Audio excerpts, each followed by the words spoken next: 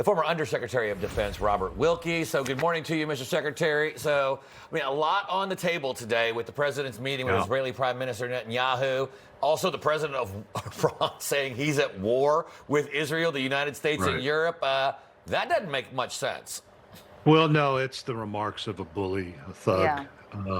The theocratic fanatics in Iran are trying to shore up their support domestically. Look, the president destroyed their nuclear infrastructure in just a matter of 2 hours. Earlier in the year, the Israelis showed that they are a tiger without any teeth.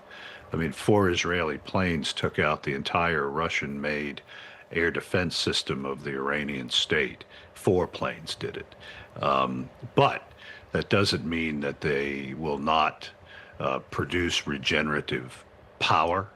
Iran's a massive country in terms of the Middle East, and it does have oil revenues. But look, I do agree with Ambassador Huckabee that we need vigilance in that region, and the Iranians need to be reminded what happened to them the last time that they bared their fangs, and those fangs were cut off.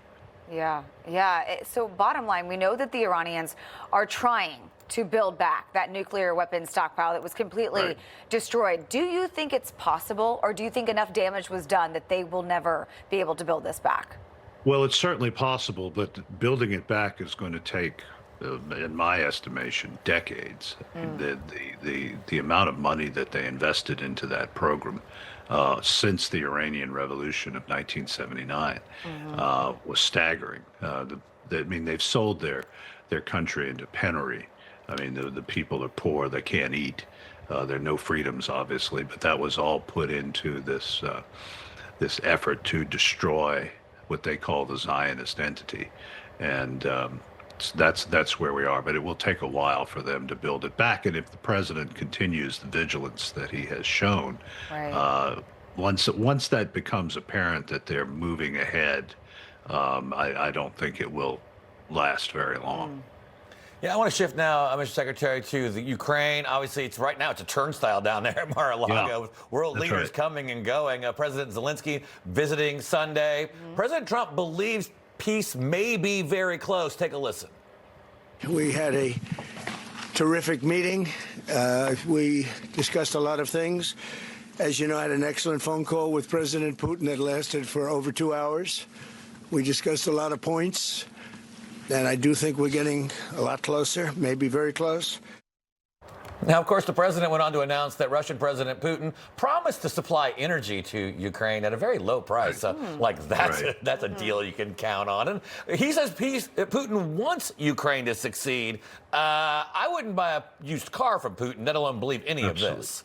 Absolutely. This is a statement made by Putin right after he tried to destroy the energy infrastructure for Ukraine's capital. Look, it's going to be the effects of the battle space that move Putin. In fact, I have said in the last week that the gap between Putin's political ambitions and the reality on the ground continues to grow. Just give you an example.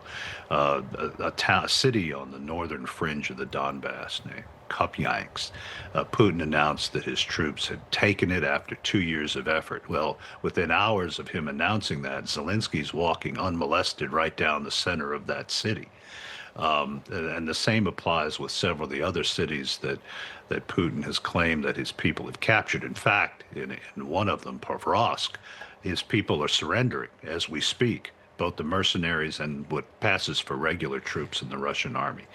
So, look, it's going to take a combination of economic pressure and continued losses on the battlefield. But until Putin agrees to have a ceasefire, then nothing will go forward, because you've got to stop fighting in order for the elements of any peace deal to be put into effect. We've seen that in our history of World War I, World War II, even in Vietnam under President Nixon.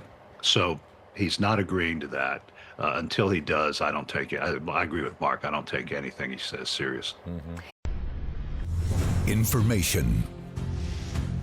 Truth is freedom.